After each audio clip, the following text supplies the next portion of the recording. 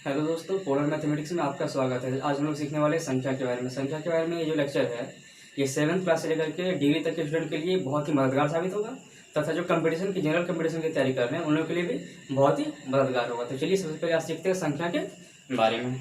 चलिए, तो नंबर जो होते हैं, नंबर्स संख्याएं, ठीक है। तो नंबर जो होते हैं ये दो तरह के होते हैं।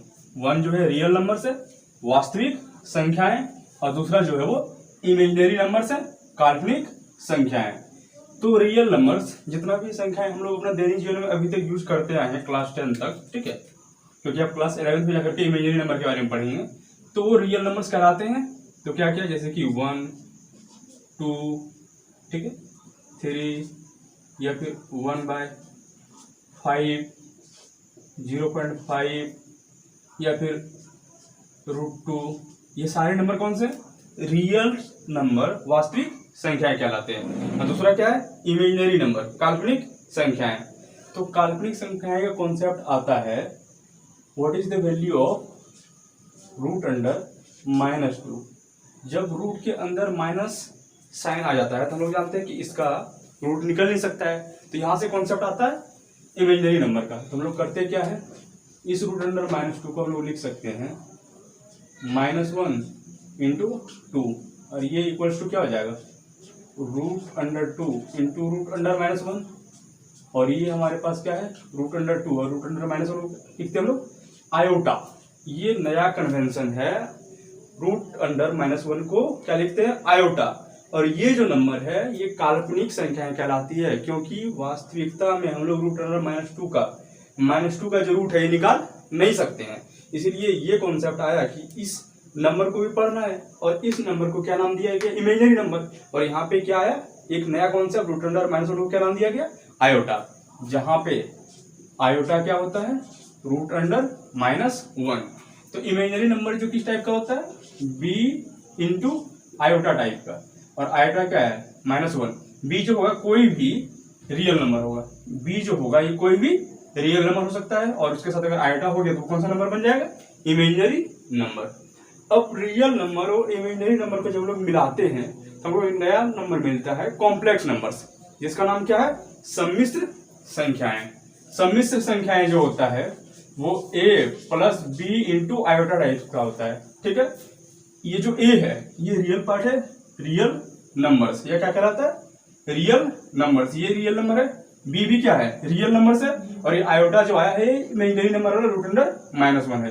तो इस दोनों के मिलने से कि एक हम लोग क्या लिए, रियल नंबर, प्लस एक क्या लिए, इमेजिनरी नंबर का पार्ट, और इस दोनों के मिलने से जो संख्या बना है क्या कहलाया, कॉम्प्लेक्स नंबर, ठीक है। चलिए, अब रियल नंबर को हम लोग डिफाइन कर दिए हैं दो पार्ट में, rational numbers and irrational numbers.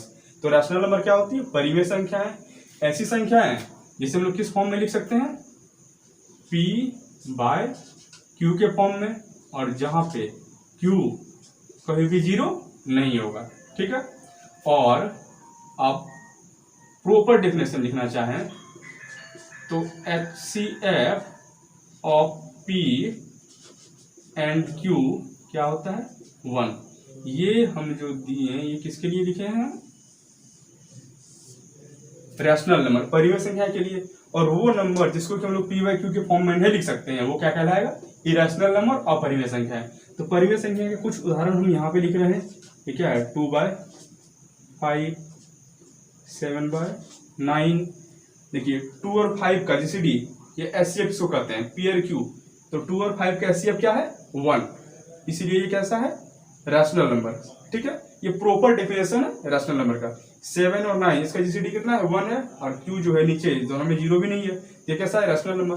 Irrational number का कुछ एग्जाम्पल हम दे रहे हैं, 2, √2, √5, √7, ये कैसा है, इरेशनल नंबर्स। अब आता है रैशनल नंबर का डिवीजन। तो रैशनल नंबर को हम लोग डिवाइड कर रहे हैं दो पार्ट में, इंटीजर्स जिसको कहते हैं हिंदी में क्या, पूर्णांक, और दूसरा जो है p/q का फॉर्म है, जहां पे q जो है 0 और 1 नहीं हो सकता। ये 0 और 1 ये मेरे द्वारा डिफाइन किया गया, ठीक है। क्यों डिफाइन किया हम आपको भी बताएंगे। देखिए रैशनल नंबर जो है इसमें से क्या क्या आएगा, यहाँ पे हम समझाते हैं आपको। 1 भी आएगा, 2 भी आएगा, 3 भी आएगा, 1/5 भी आएगा, 7/5 भी आएगा, 2/3 भी आएगा, लेकिन हम चाह रहे थे कि रैशनल नंबर को इस तरीके से दो पार्ट में बांटें कि जब दोनों को मिलाएं तो पूरा पूरी रैशनल मिल जाए और हम लोग इंटीजर्स को अलग भी कर सके। तो जो इंटीजर्स था जैसे कि -2 भी है, ये भी, तो ये सारा क्या है, -2, 1, 2, 3 ये इंटीजर्स है और ये रैशनल नंबर है। अब रैशनल नंबर में यही रैशनल नंबर है, मतलब कि ये पूरे रैशनल नंबर है।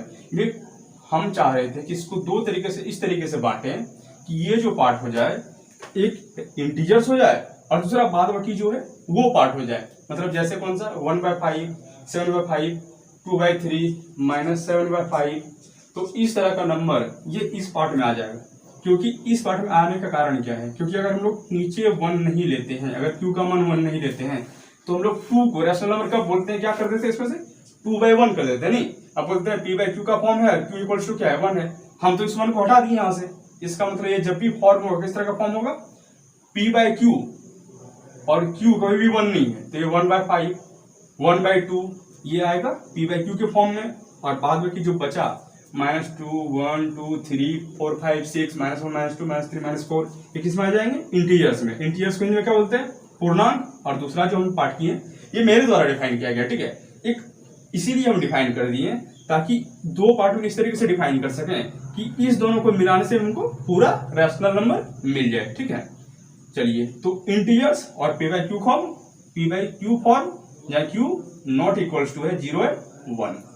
अब इंटीजर्स को दो पार्ट में बांटते हैं हम, negative integers and whole numbers, ठीक है। तो नेगेटिव इंटीजर्स में, अच्छा चलिए इंटीजर्स का हम कुछ एग्जांपल ले दिए, कुछ एग्जांपल ले लेते हैं। इंटीजर्स का क्या हो जाता है, पूरा पूरी -1, -2, -3, 1, 2 ये क्या है, इंटीजर्स हैं। और p/q फॉर्म जहाँ पे q नॉट इक्वल्स टू 0 और 1 है, जैसे 2/3, 5/7 etc, ठीक है।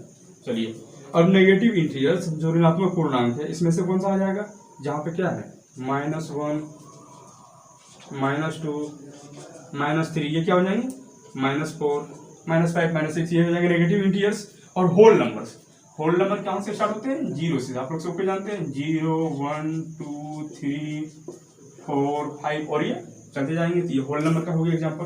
पूर्ण संख्याएं, अब पूर्ण संख्याओं को हम लोग दो पार्ट में डिवाइड किए हैं, एक 0 शून्य, जिससे आप लोग सबको परिचित है शून्य, और दूसरा क्या है, नेचुरल नंबर्स, प्राकृत संख्याएं। तो नेचुरल नंबर कहाँ से स्टार्ट होते हैं, नेचुरल नंबर स्टार्ट होते हैं 1 से और जाते हैं इन्फिनिटी। तो नेचुरल नंबर का एग्जाम्पल हम यहाँ पे लिख रहे हैं 1, 2, 3, 4 अप टू इन्फिनिटी। अब नेचुरल नंबर जो है प्राकृत संख्याएं, प्राकृत संख्याओं को हम दो पार्ट में डिवाइड किए हैं, ठीक है। चलिए, प्राकृत संख्याओं को अब दो पार्ट में दो अलग अलग तरीके से डिवाइड कर सकते हैं। तो पहला क्या है, सम, इवन, और दूसरा ऑड, विषम।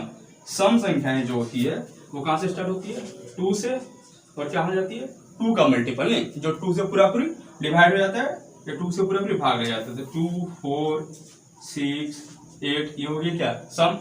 और विषम, विषम में क्या आएगा, 1, 3, 5, 7। और इस दोनों का जब हम लोग क्या करेंगे, यूनियन करेंगे, जब इस दोनों को मिलाएंगे तो हमको पूरा नेचुरल नंबर मिल जाएगा। तो ये एक पार्ट हो गया। फिर अगला जो पार्ट है वो क्या है, prime and composite. Prime numbers क्या होती है, ऐसी नंबर जिसमें कि खुद से या फिर सिर्फ एक से भाग लगे, तो वो क्या कहलाती है, प्राइम नंबर्स। तो प्राइम नंबर से स्टार्ट होता है, सबसे छोटा प्राइम नंबर क्या होता है, 2, उसके बाद 3, 5, 7 एंड सो ऑन। और कंपोजिट नंबर, कंपोजिट नंबर जो स्टार्ट होता है, सबसे छोटा कंपोजिट नंबर जो है ये क्या है, 4, ठीक है। उसके बाद 6, 8 एंड सो ऑन। तो इसमें 1 और 4 के अलावा 2 से भी भाग लगता है, तो ये प्राइम नहीं हुआ, तो किसमें आ गया, कंपोजिट नंबर। और बचा इसमें कौन, एक 1। तो 1 को आप अलग से लिख सकते हैं, ठीक है। ये हम लिख दिए 1। 1 ना तो कंपोजिट होता है और ना ही प्राइम होता है, ठीक है। तो ये नंबर के बारे में इंफॉर्मेशन था। ये पूरा पूरी आप इससे नंबर ट्री कर सकते हैं। ये जो है बहुत ही अच्छे तरीके से हम एक जगह पे सारे नंबर को समझा दिए हैं। आप इसे बार बार वीडियो को देख लीजिए और नंबर को पढ़ लीजिए, ठीक है। ये बहुत आपके लिए बहुत ही मददगार होगा। Thank you for watching.